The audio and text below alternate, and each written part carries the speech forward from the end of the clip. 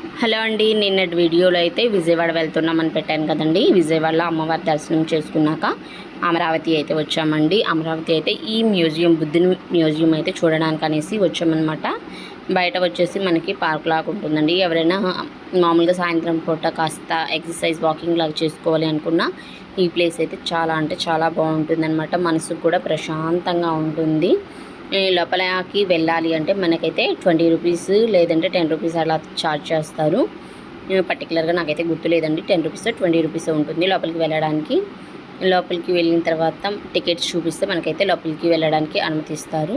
లోపలికి వెళ్ళగానే మనకి ఎంట్రన్సే బుద్ధుని విగ్రహం చాలా క్లియర్గా కనిపిస్తూ ఉంటుందండి. చాలా పెద్దదండి బుద్ధుని విగ్రహం అయితే.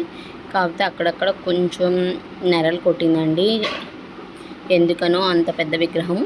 దాని మీద మొత్తం వచ్చేసి పిట్టలు అనేవి ఉన్నాయన్నమాట. ఇటు సైడ్ వచ్చేసి పార్క్ ఉంటుంది, చిన్నపిల్లలైనా పెద్దవాళ్ళైనా కాసేపు టైం స్పెండ్ చేయడానికి. ఇప్పుడైతే మేమైతే మ్యూజియం లోపలికి అయితే వెళ్తున్నామండి. ఎంట్రన్స్ మనకి వెల్కమ్ బోర్డు ఉంటుంది. లోపల అయితే చాలా అంటే చాలా క్లీన్గా అండ్ ప్రశాంతంగా ఉంటుందండి. బుద్ధుడిది అంటేనే ఆల్మోస్ట్ ప్రశాంతంగా ఉంటుంది. ఇప్పుడైతే మేము లోపలికి వచ్చామండి. లోపలికి వచ్చినాక మళ్ళీ నేను ఇంకోసారి బుద్ధుని అయితే ఇంకా క్లియర్గా వీడియో తీశానండి. చూడండి ఎంత పెద్దగా ఉందో. ఆ బుద్ధుని విగ్రహం మీద పక్షులు కూడా ఉన్నాయి, చూడవచ్చు.